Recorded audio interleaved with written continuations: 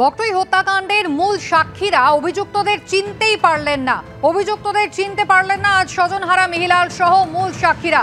রামপুরহাট আদালতে আজ ঠিক কি হলো? ভাস্কর মুখোপাধ্যায় রয়েছেন আমাদের সঙ্গে টেলিফোন লাইনে। ভাস্কর,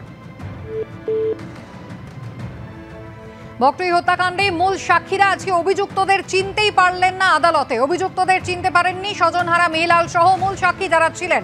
ঘটনার বিবরণ জানানো সত্ত্বেও কাউকে দেখেননি এমনটাই জানিয়েছেন রামপুরহাটে আদালতে গিয়ে সাক্ষীরা। দুর্ভাগ্যজনক ঘটনা। সাক্ষী যদি বিরূপ হন তাহলে করার কিছু থাকে না। মামলার ভবিষ্যৎ নিয়ে প্রশ্ন তুললেন সিবিআই আইনজীবী পার্থ তপস্বী। ভাস্কর মুখোপাধ্যায় রয়েছেন টেলিফোন লাইনে। ভাস্কর, কি হলো আজ রামপুরহাট আদালতে? দেখো, আজকে রামপুরহাট আদালতে বকটুই গণহত্যার যে অভিযুক্ত তাদের চিহ্নিতকরণের আজকে তার জন্য সাক্ষী গ্রহণ ছিল এবং গতকালও সাক্ষী নেওয়া হয়েছে, আজকেও সাক্ষী নেওয়া হয়েছে, সবদিনের সাক্ষী নেওয়া হয়েছে। এবং যেটা সিবিআই যিনি আইনজীবী ছিলেন তিনি যেটা জানিয়েছেন যে এই ছজনই যারা অভিযুক্ত তাদেরকে চিনতে অস্বীকার করেছে। অর্থাৎ তারা জানিয়েছে যে সেই সময় এই যে যারা অভিযুক্ত তারা সেখানে ছিল কিনা তারা বুঝতে পারছেন না এবং তাদেরকে চিনতে পারছেন না।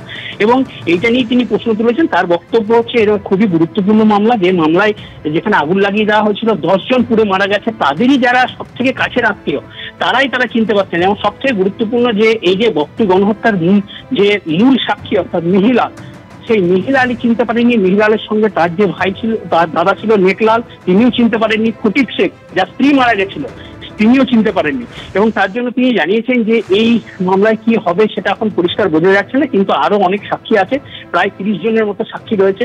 তাই এই 6 জনের এখন না হয়েছে, কিন্তু আরো যে সাক্ষীরা রয়েছেন তাদেরকে না হবে, দেখতে হবে যে তারা কি বলছে, তারা চিনতে পারছে কি পারছে না।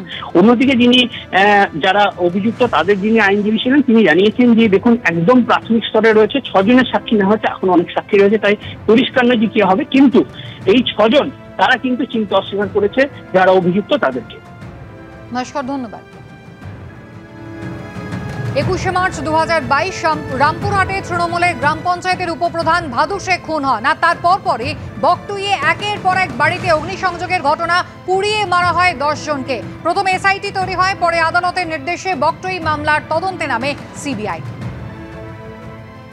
আগুনে পুড়িয়ে খুনের ঘটনায় 26 জনকে গ্রেফতার করা হয়। নাবালক হওয়ায় পরে 2 জনকে মুক্তি দেয় আদালত।